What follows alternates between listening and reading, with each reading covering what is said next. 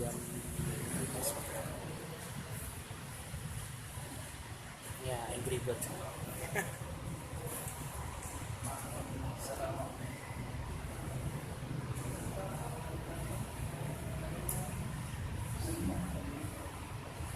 Assalamualaikum warahmatullahi wabarakatuh. Waalaikumsalam warahmatullahi wabarakatuh.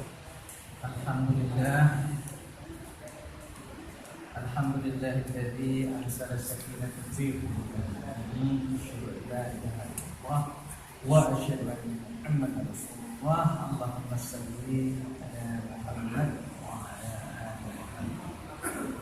Kita ucapkan syukur kepada Allah Subhanahu wa taala bahwa kita bisa bertemu di hari yang baik ini. Dan kita bersyukur kepada Allah Subhanahu wa taala bahwa dalam survei kebahagiaan atau survei ketenteraman, bangsa Indonesia termasuk bangsa yang dianggap jiwanya masih paling tenang. Bangsa Amerika yang secara materi jauh lebih baik daripada kita, secara duniawi dianggap dalam survei tersebut tingkat ketenangan atau tingkat kebahagiaannya itu jauh lebih rendah daripada bangsa Indonesia. Kalau kita lihat faktanya bahwa 1 dari 3 pernikahan itu berakhir dengan perceraian, kalau 9 dari 12 anak yang lahir itu lahir tanpa ayah di Amerika, maka kita bisa paham. Walaupun secara duniawi, secara material mereka jauh lebih lengkap dari kita bisa paham bahwa mereka tidak bahagia. Nah, semua permasalahan yang sekarang terjadi di dunia ini, saya udah pernah sampaikan mungkin dulu ya, adanya ya satanic agenda of controlling global minds, global money, dan global military.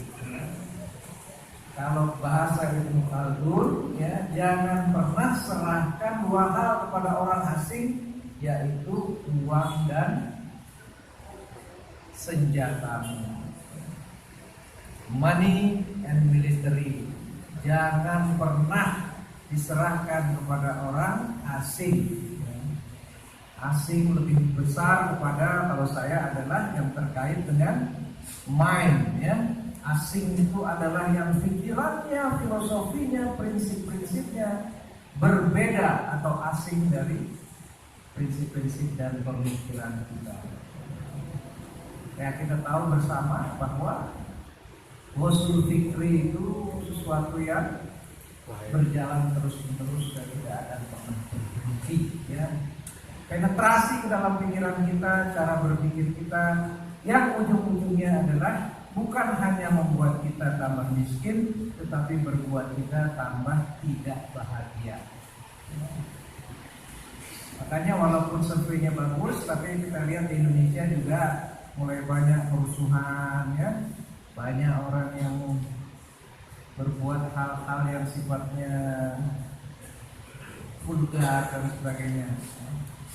Ini yang selalu menjadi pergulatan hidup kita, sehingga saya mengatakan bahwa sebelum masuk ke uang, sebelum masuk ke tentara, bereskan dulu jiwa-jiwanya. Ya. Presiden mengatakan revolusi mental.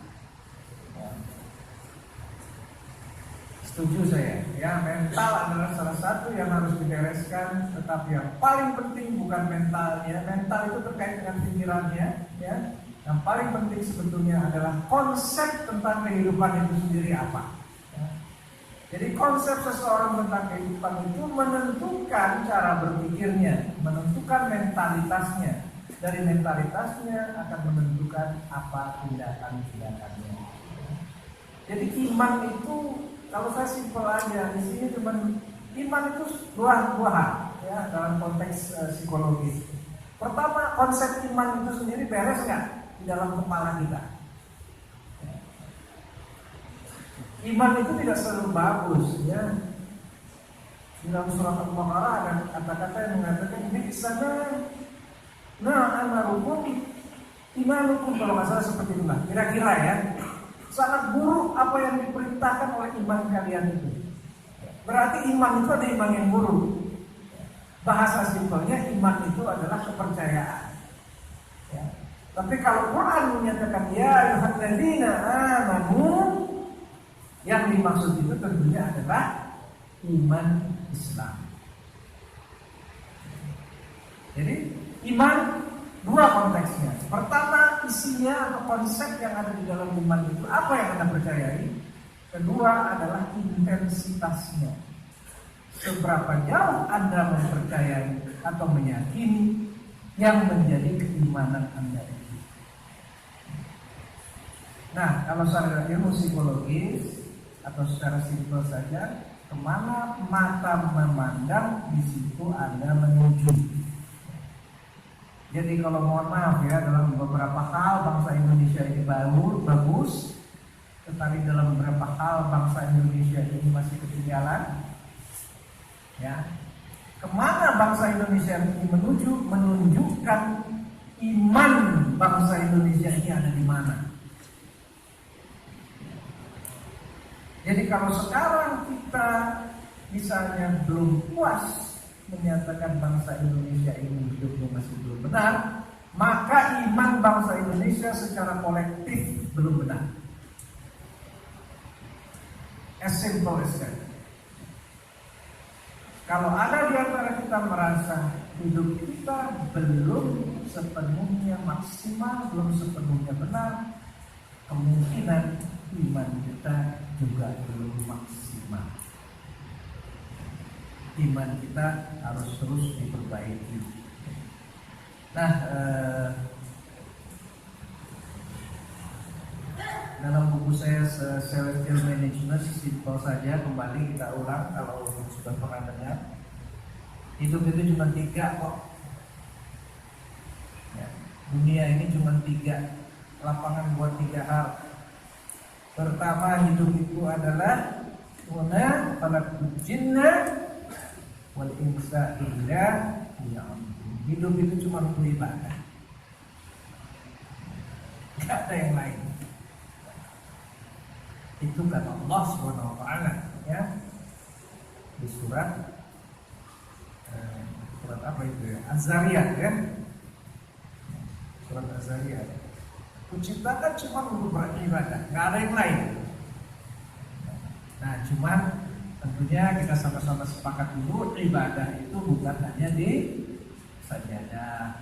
Ibadah itu di meja tausiah. Ibadah itu di meja kerja. Ibadah itu di perjalanan pulang menuju rumah.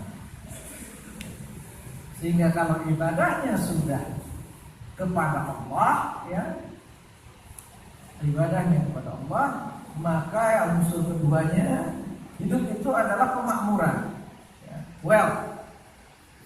Maka unsur keduanya harus sesuai dengan yang pertama, itu adalah ibadah sesuai dengan keimanan yang dituntut oleh keimanan Islam. Nah, ketiga tentunya adalah ini sesuatu yang gak disukai. Hidup ini memang tempat berperang dalam beberapa hal. Ada perang keluar, ada perang ke dalam. Rasul sudah menunjukkan inti peperangan itu, inti jihad, inti Patli ya, baca gitu. Baik pertempuran secara spiritual maupun secara fisikal, kedua-duanya yang paling menantang itu adalah ke dalam, bukan keluar. Untuk memperbaiki konsep-konsep yang ada di dalam kepala kita, sehingga yang keluar dalam perbuatan kita memang sesuai diharapkan oleh Allah Subhanahu wa Ta'ala.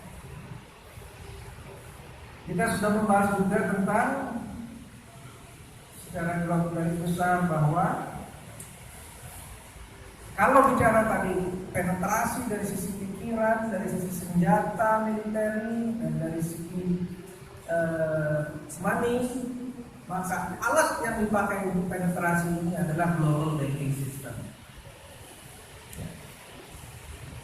Sistem perbankan internasional inilah salah satu alat untuk menguasai dunia. Dan sampai saat ini kita tidak mampu menghadapinya. Buktinya apa? Ya sistem yang berlaku yang dominan masih yang ini. Ini realitas. Ya. Kita sudah membahas tentang salah satu unsurnya adalah bunga. Ini unsur yang jahat tapi tidak bisa kita tinggalkan dalam konteks masyarakat kita hari ini.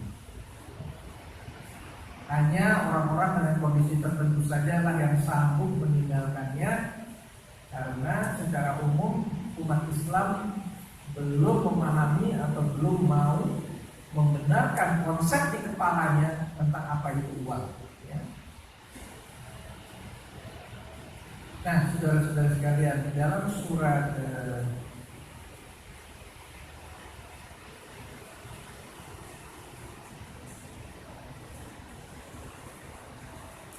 Al-Hasr, Allah Subhanahu wa taala berfirman, "Kaila yakuna dulatan baina al-aghniyai minkum."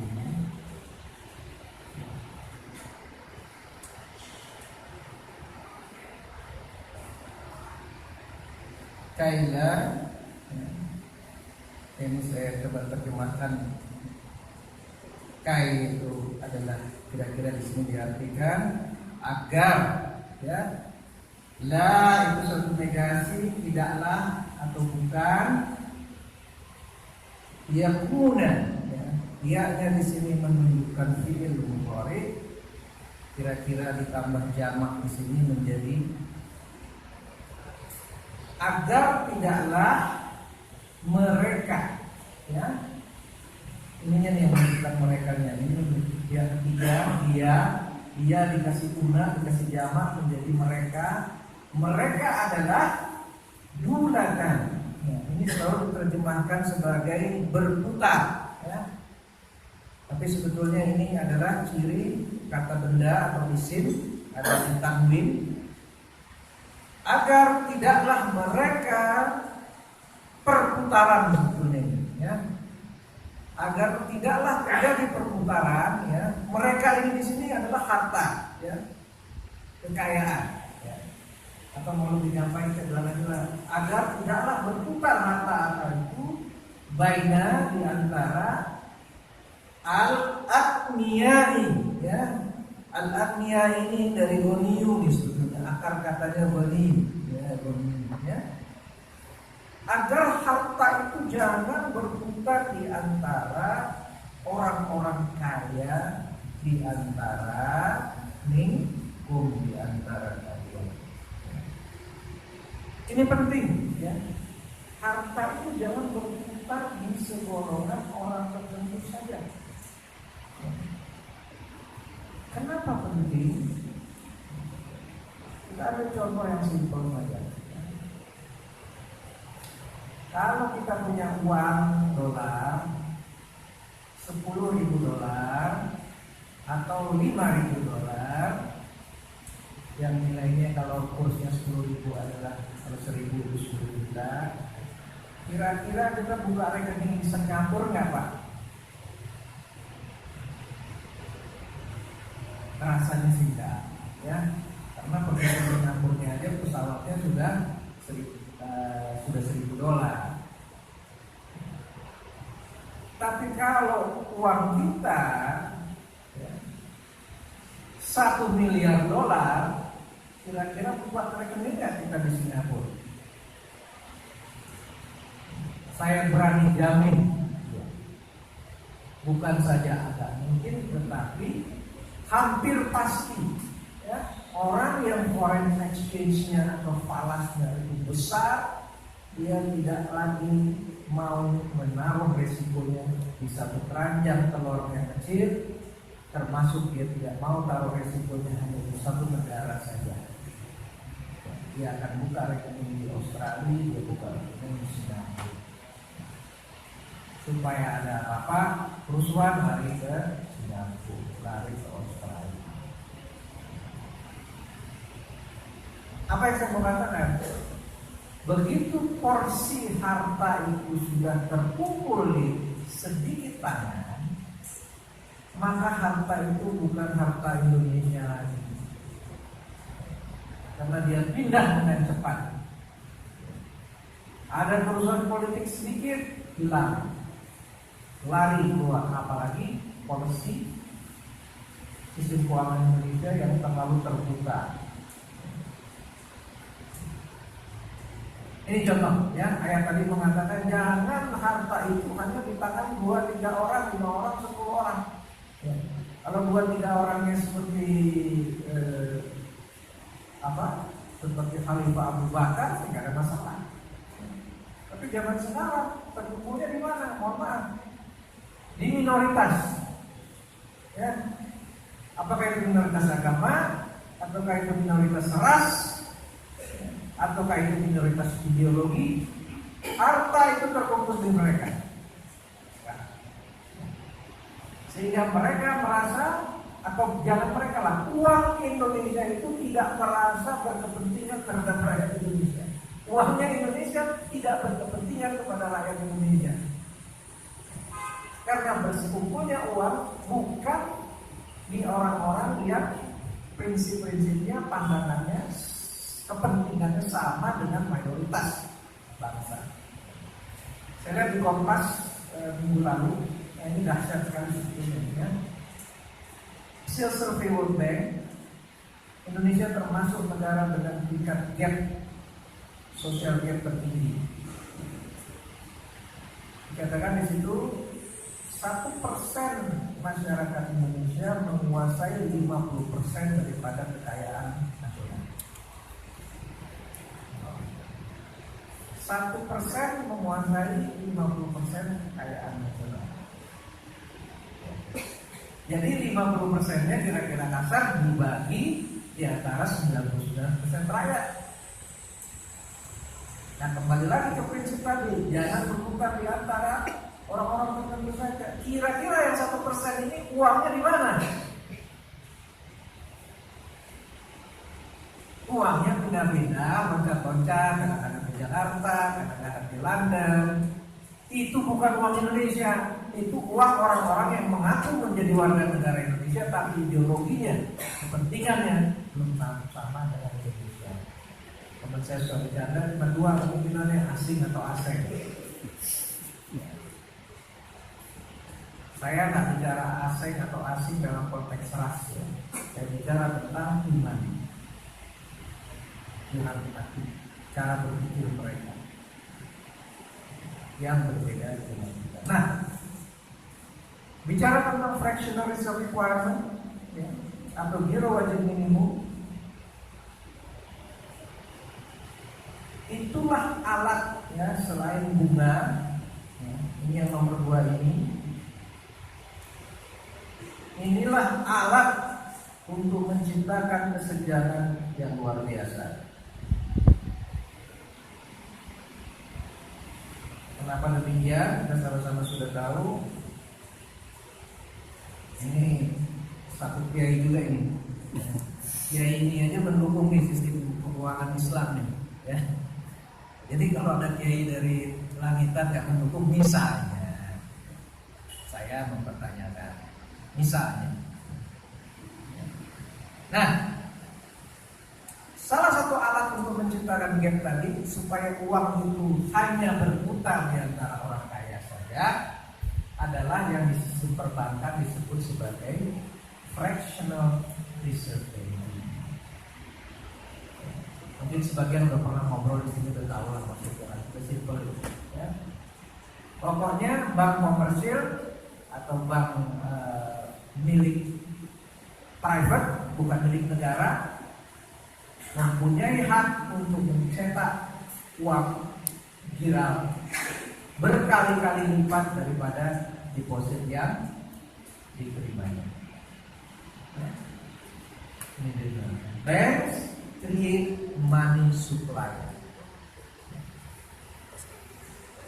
Nggak semua mengerti, nggak semua paham, tapi inilah yang terjadi di seluruh dunia sekarang ini, di mana bank ya, kalau terima 1 juta rupiah dia bisa kasih kredit. Kalau di Indonesia sekarang misalnya 10%, 10 kali lipat. Terima 1 juta rupiah cash yang dicetak Bank Indonesia itu tersetor, habis itu dia bisa kasih kredit kira-kira 10 juta rupiah. Ya. Nggak masuk akal, tapi ini realitasnya. Pertanyaannya kenapa demikian bisa begitu? Karena uangnya sendiri adalah uang maya. Uang kertas bisa dicetak semau-maunya. Uang viral bisa diinput semau-maunya juga. Karena itu cuma catatan di komputer, bukan uang real. Nah, inilah alat untuk menciptakan gap di dalam suatu masyarakat. Dan kita harus sadar dari zaman Buddha gigi besi sampai kapanpun, intinya realitasnya dunia ini tempat berperang. Satu kelompok berusaha menguasai kelompok yang lain, ya. Suatu bangsa mencoba menjajah bangsa yang lain. Nah, sistem keuangan adalah sistem penjajahan yang dengan mudah bisa menguasai bangsa lain, kelompok lain karena tidak terasa dan tidak ketahuan. Sebagian besar nggak tahu kan Pak, bahwa bank bisa mengeluarkan kredit 10 juta atau bahkan 20 juta tergantung regulasi yang ada untuk setiap 1 juta yang diterimanya. Nggak tahu, masyarakat kita yang di luar sana ada yang tahu. Nah, pada saat bank bisa melakukan hal seperti itu, tetapi uang itu hanya diberikan kepada orang-orang itu saja, ya sudah pasti yang itu saja makin kaya, dan yang sebagian besar akan secara relatif akan makin miskin. Nah, saya Ketua Asosiasi Bank Syariah di Indonesia, masih secara Ketua Dewan Kehormatan. Saya bukan orang yang puas dengan Bank Syariah, tapi dengan segala kekurangannya, saya tetap berkata, marilah dukung sistem keuangan Islam. Yang tidak sempurna itu pada saat ini, karena orang-orang yang tidak sempurna bukan sistemnya yang tidak sempurna, bukan prinsip-prinsipnya.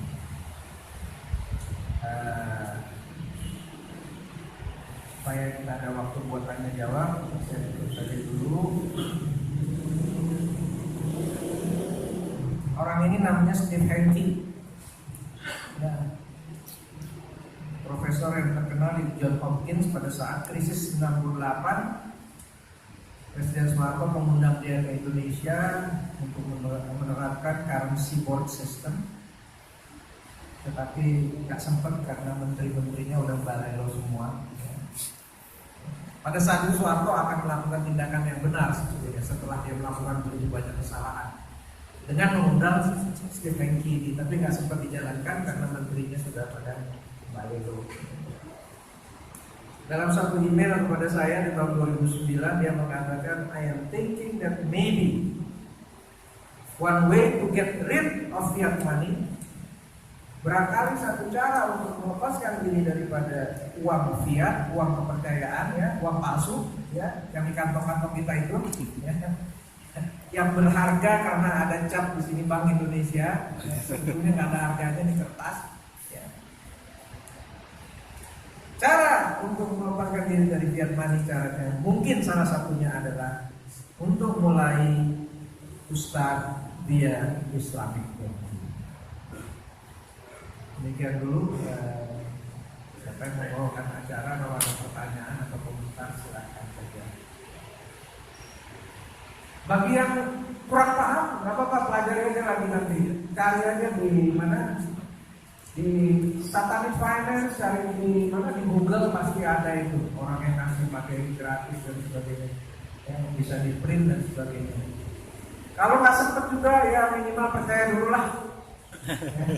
Kadang-kadang taklid itu bagus juga. Ya, masih begitu. Ya, saya tahu MC-nya kalau ada pertanyaan atau komentar.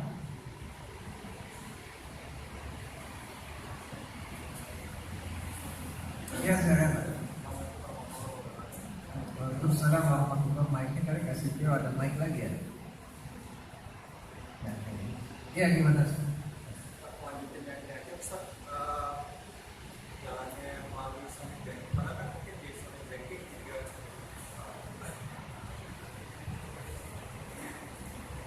Mas, ya Ustaz, mau tanya nih, kan uang kertas ini kan sebenarnya sama bank sentral harusnya ada cadangan emas ya, Ustaz ya. Apakah kalau maksudnya ini tadi pihak money pengerjanya untuk mengganti apa ya, maksudnya untuk reduce jumlah uang kertas yang beredar itu atau mengembalikan ke sistem emas atau kayak gimana gitu Pak? Karena mungkin kaitannya kalau dengan Islamic banking apa iya, tapi penggunaan uang yang disebut fiat money itu juga bisa kurang gitu. Oke, ya. Topik kita hari ini tentang fractional reserve banking ya. Tentang giro wajib minimum. Itu dipahami dulu nggak Mas? Dari perbankan nggak? Nggak. Ya, Dari MB. Anda sadar nggak bahwa bank Anda itu melipat gandakan uang? pakai uang dari modal dari Ini syariah ya.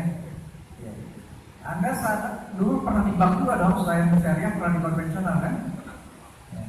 Pernah sadar nggak bahwa bank itu sebetulnya melipat gandakan uang? Bahwa yang melipat gandakan uang itu bukan Bank Indonesia, tetapi bank komersial.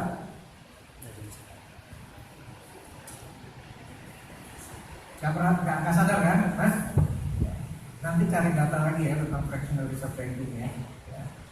Karena waktu saya bicara di LPPI dulu, saya bicara di situ ada Agus Martowardoyo belum jadi menteri,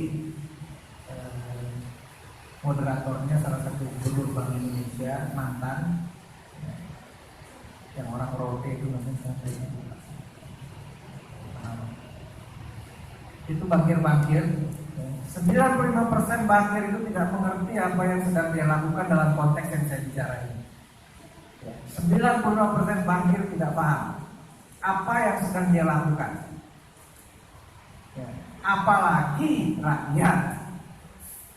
Ya. Jadi ceritanya simpel aja, kita kembali ke fractional reserve banking.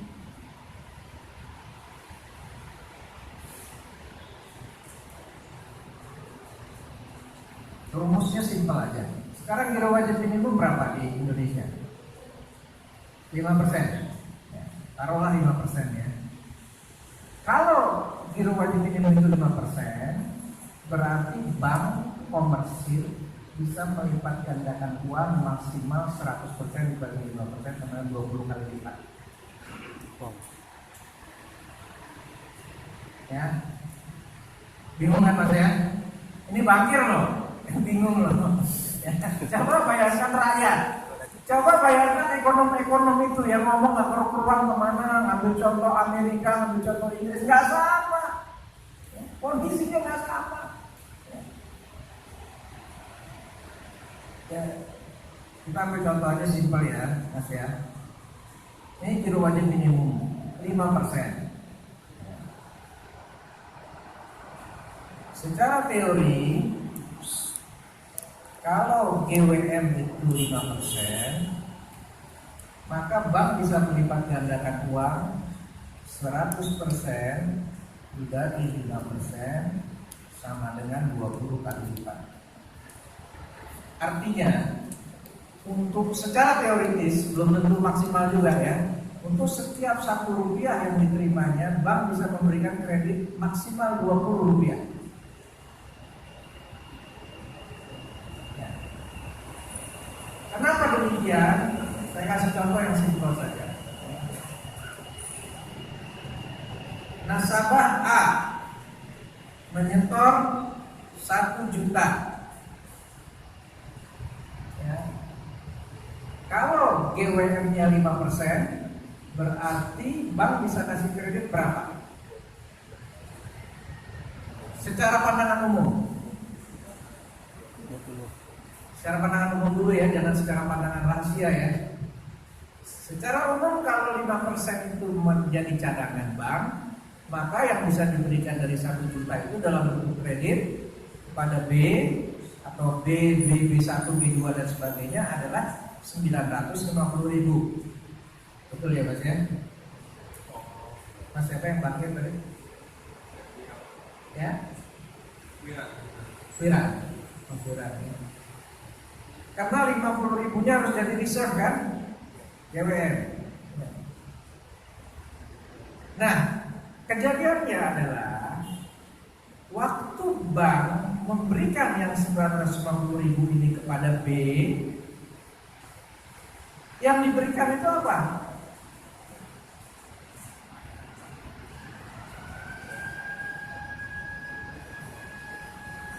Yang diberikan itu pasti bawa pulang nih uangnya nih, 1 karung 150.000 atau 1 bupak. Kira-kira demikian nggak? Ada nggak yang pernah ngambil kredit di bank? Pernah dikasih duit nggak? Nggak pernah, nggak mungkin. Ya, kalau ke PMT mungkin kali. Ya, baik maluan kami. Kalau ke bank nggak mungkin. Apa yang dikasih? Yang dikasih ini buku tabungan. Di sini udah ada catatannya di rekeningnya saudara penerima kredit, debitur. Udah bertambah uang 950.000. Ya. Betul nggak? Nggak pernah kan terima cash? Ya, jadi pertama kita lihat lagi di sini ya. Si B ini yang debitur, yang peminjam disuruh buka rekening, kemudian uang 950.000 dicatatkan atas rekening dia. Nah, pada saat bank, Mas Wiran ya, pada saat bank memberikan 950.000 kepada si B, aset bank jadi berapa?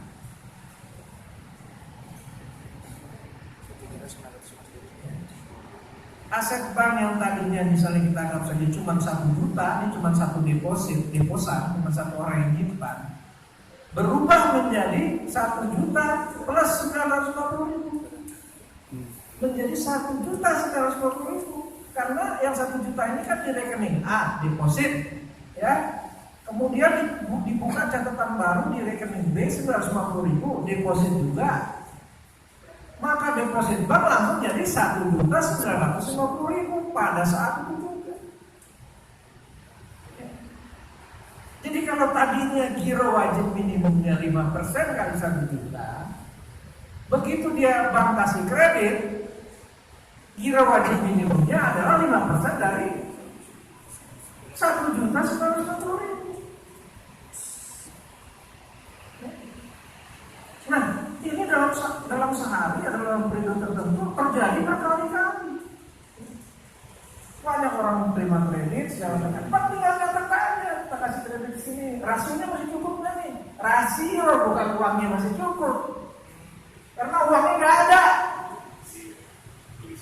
Ya, rasionya masih cukup nggak? GWR kita melanggar nggak nih? Bukan uangnya melanggar apa enggak, uangnya bisa diberikan apa enggak, uangnya memang nggak ada. Ini dahsyat Islam ini, ya. Cuman kalau 95% banknya nggak ngerti, apalagi rakyat. Ya. Orang DPR saya nggak tahu dia ngerti apa enggak yang dia di Komisi 11 itu. Mestinya sih ngerti ya, tapi mungkin nggak bisa keluar dari situ. Ini yang terjadi, ini namanya surat. Masalahnya, sekali lagi, yang jadi B ini ya, si B ini ya, Balikinnya deh. sekali lagi Pak ya, yang B ini atau D1 atau B2 atau B200.000 ya, menjadi debitur tadi, itu juga. Kenapa? Karena dia sudah punya kekayaan duluan, dia sudah punya kolateral. Apa sih tugasnya bank? Tugasnya bank memberikan kredit kepada orang yang nggak membutuhkan. Mohon maaf ya Mas Duran ya, dari BB Syariah ya. Salam majelisnya jangan sekarang. Orang Indonesia, orang Malaysia nanti.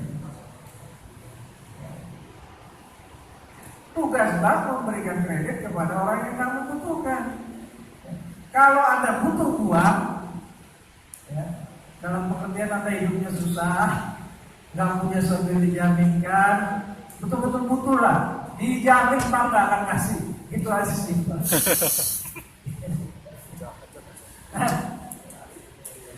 Ini maaf ini bukan provokasi ya, tapi ini realitas.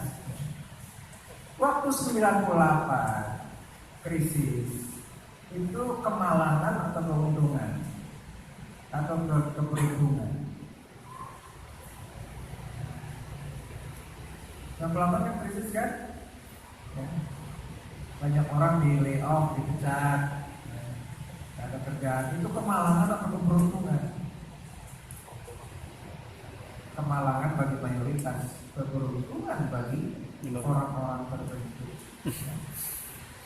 yang sekarang ada di Singapura dan harta Indonesia ada di situ.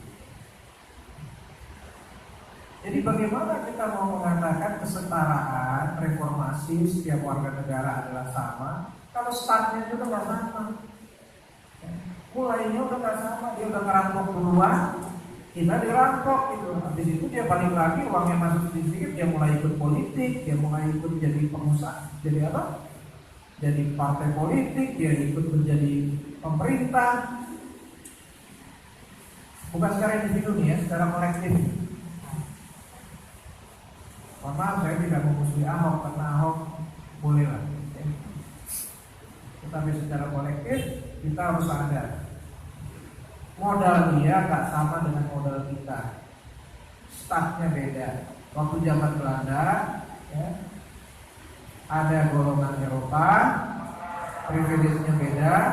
Ada timur asing, privilege-nya nomor 2, termasuk orang Asia Timur lainnya ya, Chinese Indonesia, Arab dan sebagainya. Baru pribumi ya. Pribumi pun terbagi lagi sekelompok priai, antena yang dipakai juga sebagai alat penghisapan. Kita merasakan banyak. Kemudian di ketimpangan itu dibikin tambah besar lagi waktu krisis 98. Ketimpangan tersebut disebabkan lagi oleh penerima sumbangan besar dari Freeport. Di zaman Soeharto itu tokohnya sekarang jadi tokoh yang terhormat sekali. Sekarang saya baru baca di koran menjadi salah satu tokoh lah Pfizer di dalam suatu grup besar lah. Yang nggak usah sebut nama, nggak enak orang-orangnya kenal soalnya. Tapi kita tahu benar bahwa begitu banyaknya harta bangsa ini yang berada di tangan dia dengan cara-cara yang tidak benar. Jadi Setia Novanto nggak ada apa-apanya lah dengan dia itu aja. Jadi gitu mas, sekarang itu kejahatan terbesar bank adalah money creation, bank komersil ya, bukan Bank Indonesia. Kalau Bank Indonesia itu milik Indonesia, tapi kalau bank komersil, apakah itu asing, apakah itu aset, apakah itu milik pribadi? Faktanya sekarang 60% sudah dimiliki asing atau aset. Betul. Bank di Indonesia bukan milik Melayu. 60%-nya adalah sudah menjadi milik asing. Nah, Ibnu Khaldun mengatakan tadi kan, jangan kasih uang, jangan kasih pedang, celana. Sekali lagi, kembalikan lagi. Semua itu berangkat dari keimanan kita yang lemah.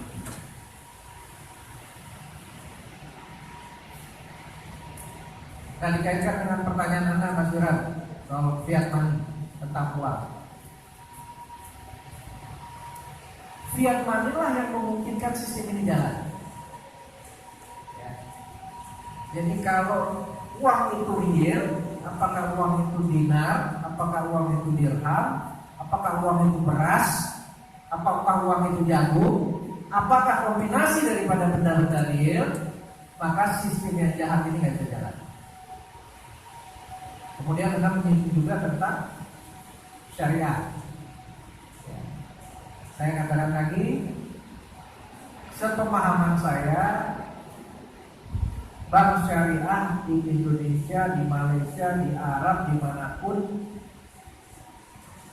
belum berhasil menghilangkan kezaliman sistem perbankan. Anda bank syariah.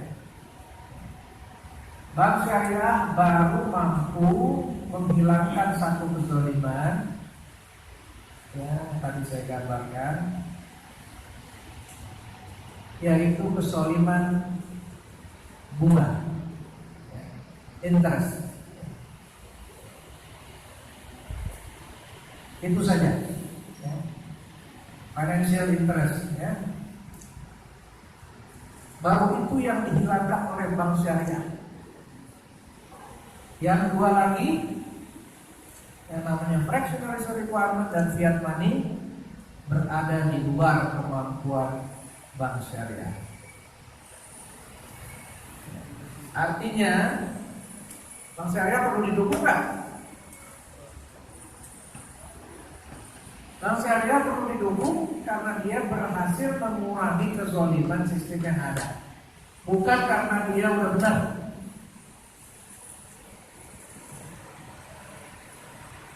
Tapi masalah benar tidaknya itu bukan hak saya untuk ngomong, yang berhak ngomong itu Dewan Syariah Nasional, ya. Dan dia Dewan Syariah Nasional berpendapat, dan itu ulama seperti itu, bank syariah itu sudah benar untuk kondisi hari ini. Untuk kondisi hari ini, kemampuan seperti itu bank syariah itu sudah benar. Dengan berjalannya waktu 10 tahun lagi mungkin sudah nggak benar lagi, ya. Karena tuntutannya sudah berubah.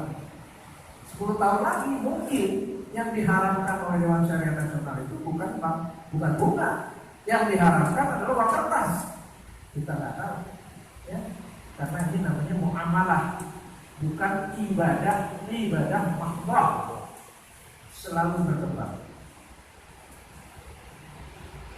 Beberapa tahun yang lalu saya ngomong kepada ketua Majelis Ulama yang sekarang Kiai Ma'ruf Amin, Rois Amsyuri Ahad Nadatul Ulama,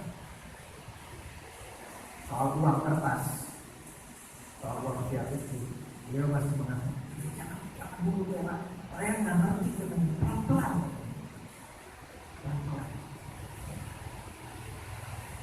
Jadi kalau sekarang di kantong kita masih ada uang kertas, itu bukan berarti itu halal, ya. Itu namanya darurat, ya. Tapi kalau ada sebagian saudara-saudara kita udah sanggup lebih jauh dari kita, udah nggak pakai uang kertas, ya hebat, ya. Hebat. Cuma pakai dinar, pakai dirham, ya. Tapi itu cuma bisa terjadi di dalam komunitas kecil, ya. Selama itu bukan policy nasional, ya jadi souvenir. Ya, ada lagi komentar?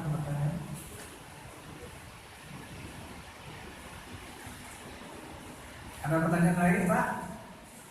Atau komentar lain? Pertanyaan bodoh diharapkan, karena yang saya sampaikan ini hal bodoh sebetulnya. Jadi bodoh itu adalah penyakit umum, Pak. Jadi nggak usah khawatir. Nah. Waalaikumsalam.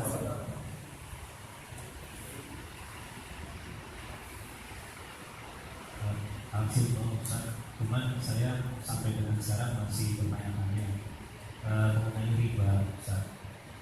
Bisa Ustaz jelaskan nanti mengenai riba ini? Mengenai riba, ya. Oke, yang versi yang dipakai sekarang, ya. Tapi saya mau kasih background dulu. Pada saat tidak mau ada, salah satu yang menjadi topik orang lupa itu adalah soal riba. Yang 3 hal utama itu emansipasi, riba, dan rasialisme. Satunya adalah riba. Yang dilarang adalah riba sebagaimana yang dipraktekkan oleh Ibnu Abbas.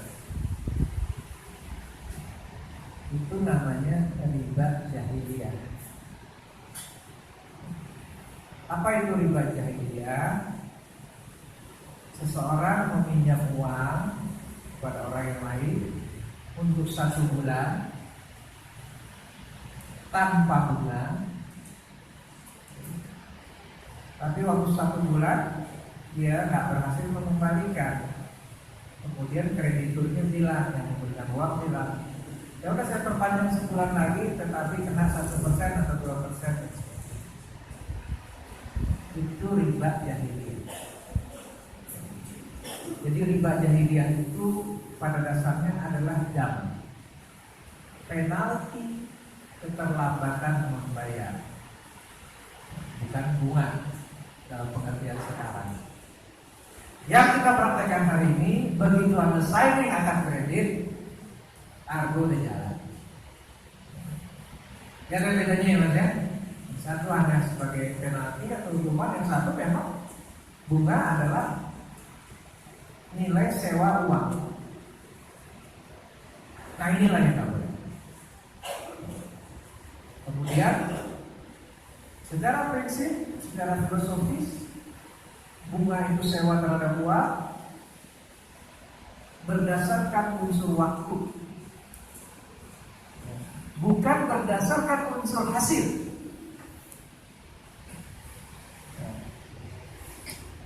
Jadi kalau bank syariah, bunganya bank syariah, bunganya berapa di bank syariah Pak? Dia bilangnya bunganya bank syariah berdasarkan hasil. Kalau ada hasilnya, hasil tersebut dibagi. Kalau nggak ada hasilnya, dan alhamdulillah bank syariah belum pernah nggak bagi-bagi hasil ya Pak, belum ya. Alhamdulillah sampai hari ini bank syariah masih terus bagi hasil. Berarti ada yang dihasilkan. Cuma hasil tadi tidak bisa diperjanjikan di depan dalam bentuk suatu fix persentase tertentu. Ya karena kita nggak bisa memprediksi apa yang terjadi pada suatu waktu tertentu. Kita cuma mengatakan nanti kalau ada hasil kita bagi 2 ya. Nah, bagi 2-nya kita tanya 50-50, 70-30, 60-40. Demikian. Ini kecil kelihatannya, perbedaannya nggak signifikan lah. Bagi yang menganggap itu kecil, tetapi secara filosofis sangat berbeda. Demikian. Ada lagi belum jelas? Mungkin kalau poin yang tadi lebih jelas ya. Kalau kaitannya sama KPR itu termasuk riba nggak?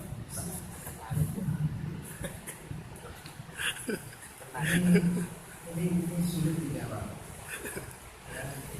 Karena KPR itu kan 10 tahun, 20 tahun. Nanti ini menyakitkan sekali nih. Kalau kita udah tua, ya udah pensiun, perlu lihat 20 tahun rumahku ini kecil dengan darah ini, dengan sesuatu yang mendatangkan bara api di perutku ini. Tadi gini ya, di dalam Al-Baqarah pun dia mengatakan, yang belakang itu lupakan, ya. Tapi tinggalkanlah sisa riba, tapi lupakan. Udah lewat, tinggalkan. Jangan dipikirin, jangan merasa bersalah, jangan merasa berdosa, nanti susah hidup kita. Tapi yang ke depan aja.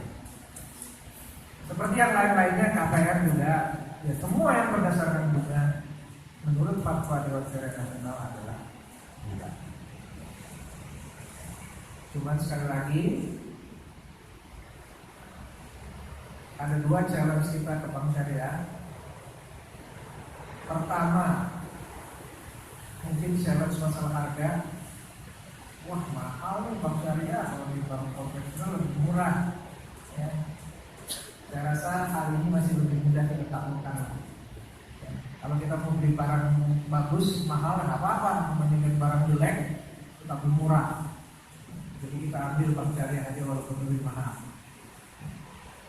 Yang kedua yang agak sulit teman. Kadang-kadang bank syariah sendiri karena kemampuan yang masih kecil, ya, ribet dia, udah mahal, ribet, dananya nggak cukup dan sebagainya. Ini yang para ulama mengatakan, kalau memang kondisinya darurat, masih nggak apa-apa. Misalnya pengusaha besar mau bikin dam 500 miliar, yang namanya bank syariah yang mau kasih kredit seperti itu, masa harus terhenti? Ya, karena masalah ini. Tapi kalau untuk rumah tangga, kalau belum kedesak aman ya sebaiknya cari bank syariah. Nggak jelek-jelek aman tuh bank syariah dan nggak mahal-mahal.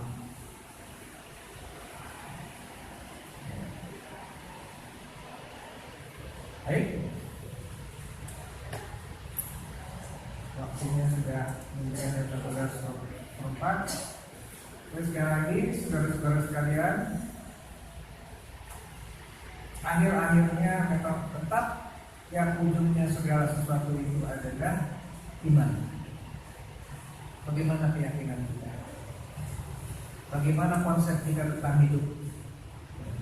Kalau sudah kita menyatakan bahwa kita beriman dan kita ingin Islam secara kafah, marilah kita usahakan untuk kalau bisa setiap saat memilih yang berdasarkan syariat, walaupun belum sempurna.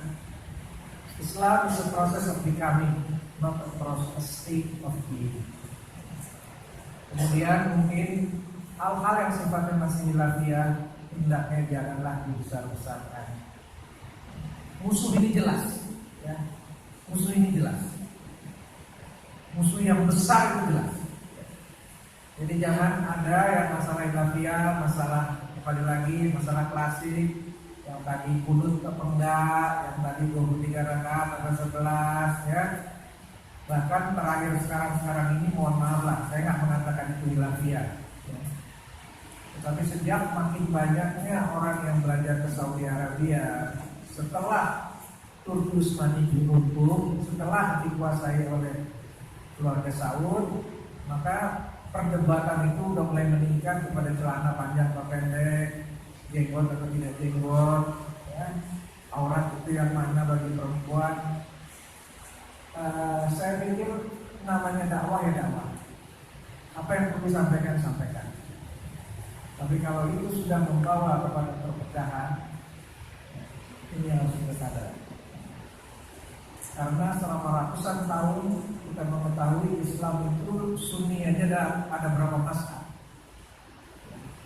Mazhabnya banyak. Berarti selama ratusan tahun kita sudah terbiasa dengan perbedaan itu adalah apa? Ada Hanafiyah, tidak ada tapi aku sudah berjamaah. Syafi'i, aku sudah berjamaah. Ada agak beda sedikit, memang Syiah. Jelas saya masih sholatnya 5 kali sehari, Pak, ya. 17 waktu, 17 rakaat 5 kali sehari. Ada juga yang 17 rakaat 3 kali sehari.